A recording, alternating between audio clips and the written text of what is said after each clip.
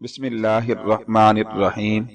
गाजी इल्मुद्दीन शहीद 3 दिसंबर 1908 को लाहौर के एक इलाके कूचा चाबक सवारा मौजूदा मोहल्ला सरफरोशा में पैदा हुए। आपके वालिद का नाम ताले मन था, जो तरखान यानी लकड़ी के कारीगर थे। गाजी इल्मुद्दीन ने इब्तिदाई तालीम अपने मोहल्ले की मस्जिद और मदरसे से हासिल की। तालीम से फरागत के बाद आपने अपने आबाई पेशे को इख्तियार किया और इस फन में अपने वालिद और बड़े भाई मोहम्मद अमीन की शागिर्दी इख्तियार की। 1928 में आप कोहाट मुंतकिल हो गए और बनू बाजार में अपना फर्नीचर साजी का काम शुरू किया। इल्मुद्दीन के आबा व अजदाद सिख मत के पैरोकार थे। मुगल फरमारवा जहांगीर के दौर में इस वक्त के औलिया अल्लाह की सोहबत में रहकर इल्मुद्दीन के एक जद बाबा लहना सिंह ने इस्लाम कबूल किया, जिस पर इन्हें सख्त तकलीफ का सामना करना पड़ा। बाद में इबादत रियाजत में लगे रहे और आवाम में इनको भी वली का मकाम मिला। बाबा लहना सिंह वहां से हिजरत करके पटाना में आकर आबाद हुए, जो इस वक्त पाक भारत सरहद पर वाक़ है। वहां ही बाबा लहना का विसाल हुआ। आपका मजार बाबा लहनू के नाम से मशहूर है। इनके 2 बेटे थे। एक की औलाद आज भी बरकी हडियारा के इलाके में आबाद है, दूसरे की लाहौर में। हिंदू आर्या समाज तंजीम, जो मुसलमानों के मजहबी जज्बात को ठेस पहुंचाने के लिए दिल आज़ार किताबें शाया करवाती रहती थी। 1923 के आखिर में इस तंजीम के सरगर्म रुकन राजपाल ने एक ऐसी दिल आज़ार किताब शाया की जिसमें हुजूर नबी करीम सल्लल्लाहु अलैहि वसल्लम की शान अक़दस में बेपनाह गुस्ताखियां की गई थी। किताब की इशाअत से पूरे मुल्क में कोहराम मच गया। मुसलमानों ने एहतजाजी जलसे और जलूस निकालने शुरू कर दिए। मुल्जिम राजपाल के खिलाफ मुकदमा दर्ज हुआ। फिर राजपाल को 6 माह कैद और 1000 रुपए जुर्माना हुआ। बाद आज़ा हाई कोर्ट ने न सिर्फ मुल्जिम को बरी कर दिया बल्कि इसका जुर्माना भी माफ कर दिया। इस दिल आज़ार किताब की इशाअत जारी रही। 1 अप्रैल 1929 की रात एक नौजवान गाजी इल्मुद्दीन शहीद अपने बड़े भाई के साथ दहली दरवाजे के बाग में जलसा सुनने चले गए, जहां सैयद अताउल्लाह शाह बुखारी रहमतुल्लाह अलैह ने बड़ी रक्कत अमेज तकरीर की। दफा 144 का निफाज था, जिसकी रोह से किसी का जलसा इज्तिमा नहीं हो सकता था, लेकिन मुसलमानों का एक बड़ा इज्तिमा दहली दरवाजा दरगाह शाह मोहम्मद गौस के अहाते में मुनक्किद हुआ। वहाँ इस आशिक रसूल ने नामूस रिसालत पर जो तकरीर की वो इतनी दिल गुदास थी कि सामाईन पर रक्कत तारी हो गई। कुछ लोग तो धाड़े मार मार कर रोने लगे। शाहजी ने मुसलमान से खिताब करते हुए कहा, आज आप लोग जनाब हजरत मोहम्मद मुस्तफा सल्लल्लाहु अलैहि वसल्लम की इज्जत नामूस को बरकरार रखने के लिए यहाँ जमा हुए हैं। आज जिनसे इंसान को इज्जत बख्शने वाले की इज्जत खतरे में है, आज इस जलीलुल मर्तबत का नामूस खतरे में है, जिसकी दी हुई इज्जत पर तमाम मौजूदात को नाज है। इस जलसे में मुफ्ती किफायतुल्लाह और मौलाना अहमद सईद दहलवी भी मौजूद थे। शाहजी ने इनसे मुखातिब होकर कहा, आज मुफ्ती किफायतुल्लाह और अहमद सईद के दरवाजे पर उम्मुल मुमिनीन हजरत आयशा सिद्दीका और उम्मुल मुमिनीन हजरत खतीजतुल कुबरा रज़ी अल्लाह तआला अन्हा खड़ी आवाज दे रही हैं, हम तुम्हारी माएँ हैं, क्या तुम्हें मालूम नहीं कि कुफ्फार ने हमें गालियां दी हैं? अरे देखो, कहीं उम्मुल मुमिनीन आयशा सिद्दीका दरवाजे पर तो नहीं खड़ी। ये अल्फाज दिल की गहराइयों से इस जोश और वलवले के साथ उबल पड़े कि सामीन की नजरें मान दरवाजे की तरफ उठ गई और हर तरफ से आओ बका की सदा बुलंद होने लगी। फिर अपनी तकरीर जारी रखते हुए शाहजी ने फरमाया, तुम्हारी मोहब्बतों का तो ये आलम है कि तमाम हालतों में कट मरते हो, लेकिन क्या तुम्हें मालूम है कि आज गुंबद खजरा में रसूलुल्लाह सल्लल्लाहु अलैहि वसल्लम तड़प रहे हैं। आज हजरत खतीजा और हजरत आयशा सिद्दीका रज़ी अल्लाह तआला अन्हा परेशान हैं। बताओ, तुम्हारे दिलों में उम्महातुल मुमिनीन के लिए कोई जगह है? आज उम्मुल मुमिनीन आयशा सिद्दीका रज़ी अल्लाह तआला अन्हा तुमसे अपने हक का मुतालबा करती हैं। वही आयशा जिन्हें रसूलुल्लाह सल्लल्लाहु अलैहि वसल्लम हुमैरा कहकर पुकारा करते थे, जिन्होंने सैयद आलम सल्लल्लाहु अलैहि वसल्लम को विसाल के वक्त मिसवाक चबाकर दी थी। याद रखो कि अगर तुमने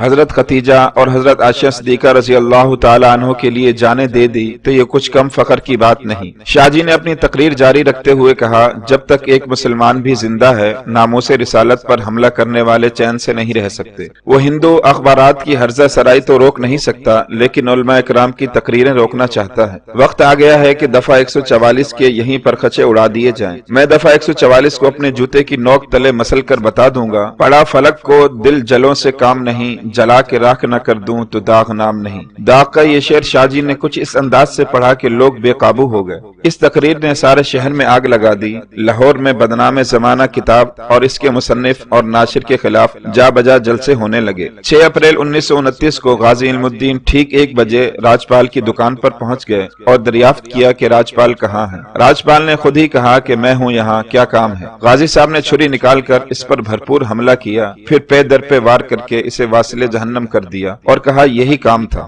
غازی صاحب کو گرفتار کر لیا گیا۔ 10 اپریل 1929 کو سیشن جج کی عدالت میں مقدمے کی سماعت شروع ہوئی۔ 22 مئی 1929 کو غازی صاحب کو سزائے موت کا حکم سنا دیا گیا۔ 30 مئی کو ہائی کورٹ میں اپیل دائر کی گئی۔ 15 جولائی کو قائد اعظم محمد علی جناح اس مقدمے کی وکالت کے لیے ہائی کورٹ میں پیش ہوئے، مگر ہائی کورٹ نے اپیل خارج کر دی، جس کے نتیجے میں 31 اکتوبر 1929 کو میاں والی جیل میں آپ کو پھانسی دے دی گئی، جس میں اطہر کو میاں والی سے لاہور لایا گیا۔ جنازے میں لاکھوں عاشقان رسول صلی اللہ علیہ وسلم نے شرکت کی۔ آپ کو لاہور کے میانی قبرستان میں دفنایا گیا۔ غازی علم الدین شہید بر صغیر کے شہدائے ناموس رسالت کے ہیرو ہیں۔ نامور دانشور جناب صاحبزادہ خورشید گیلانی نے اپنے مضمون شہید محبت میں لکھتے ہیں، یعنی بعض اوقات ایک آہ کے فاصلے پر منزل ہوتی ہے یا لمحے بھر میں 100 سال کا سفر طے ہو جاتا ہے۔ یعنی بعض اوقات ایک آہ کے فاصلے پر منزل ہوتی ہے یا لمحے بھر میں 100 سال کا سفر طے ہو جاتا ہے۔ یہ مصرع زبان پر آتے ہی ذہن میں بے اختیار شہید ناموس رسالت صلی اللہ علیہ وسلم غازی علم الدین کی طرف منتقل ہو جاتا ہے۔ اس نے صدیوں کا سفر اس تیزی اور کامیابی سے طے کیا کہ ارباب زہد و تقوی اور اصحاب مدبر محراب بس دیکھتے ہی رہ گئے۔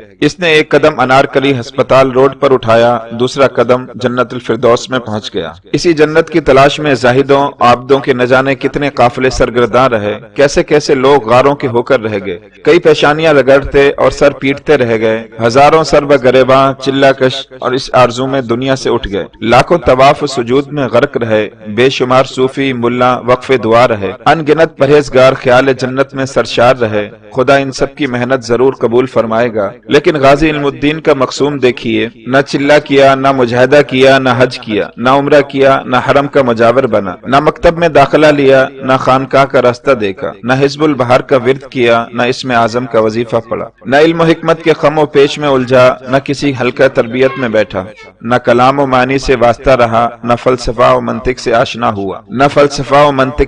ہوا، نہ مسجد کے لوٹے بھرے، نہ تبلیغی گشت کیا، نہ کبھی شیخی بھگاری، نہ کبھی شوخی دکھائی۔ اسے پاک بازی کا خبط نہیں، محبوب حجازی سے ربط تھا۔ یہی وجہ ہے کہ اس نے مصلحت کشی سے نہیں، جذبہ درویشی سے کام لیا، وہم و گمان کی خاک جھاڑ کر ایمان و عشق کے نور میں ڈھل گیا۔ نہ جانے ہاتف غیب نے چپکے سے اس کے کان میں کیا بات کہی کہ پل بھر میں دل کی کائنات بدل گئی۔ پروانے کا حال اس محفل میں ہے قابل رشک اے اہل نظر، ایک شب میں ہی یہ پیدا بھی ہوا، عاشق بھی ہوا اور مر بھی گیا۔ خدا معلوم کتنی ریاضت سے آغوش بستام نے بایزید کی پرورش کی، خاک بغداد نے جنید کو جنم دیا، شہر قونیہ نے مولانا روم کو بنایا، دہلی نے شاہ ولی اللہ کو پیدا کیا، اور ادھر علم الدین بڑائی کی دکان سے اٹھا اور ایک ہی جست میں زمان و مکان طے کر ڈالے۔ مولانا ظفر علی خان نے غازی علم الدین شہید کو خراج عقیدت پیش کرتے ہوئے کہا تھا، شہید علم الدین کے خون کی حدت سے غیرت و حمیت کے وہ چراغ روشن ہوئے ہیں جنہیں مخالف ہوا کے تند و تیز جھونکے بھی بجھا نہیں سکتے۔ آپ کی شہادت سے قوم کو ایک نئی زندگی ملی، وہ زندگی جسے اب موت بھی نہیں مار سکتی۔ زندہ ہو جاتے ہیں جو مرتے ہیں حق کے نام پر، اللہ اللہ موت کو کس نے مسیحا کر دیا۔ غازی علم الدین شہید رحمت اللہ علیہ کی عظمت پر مبنی ایک ایمان افروز واقعہ ملاحظہ فرمائیے۔ 1953 کی تحریک ختم نبوت میں عالم مجلس ختم نبوت کے امیر قاضی احسان احمد شجاع آبادی رحمت اللہ علیہ گرفتار ہو کر میاں والی جیل میں قید ہوئے۔ دوران قید میں ان کی ملاقات عبداللہ نامی ایک ایسے خوش نصیب قیدی وارڈن سے ہوئی جو جیل میں غازی علم الدین شہید کی نگرانی پر مامور تھا۔ عبداللہ نے قاضی احسان احمد شجاع آبادی کو کئی مواقع پر غازی علم الدین شہید کے حالات و واقعات سنائے۔ ایک دن عبداللہ وارڈن نے قاضی صاحب کو بتایا کہ آپ بہت خوش قسمت ہیں کہ آپ غازی علم الدین شہید والی کوٹھری میں قید ہیں۔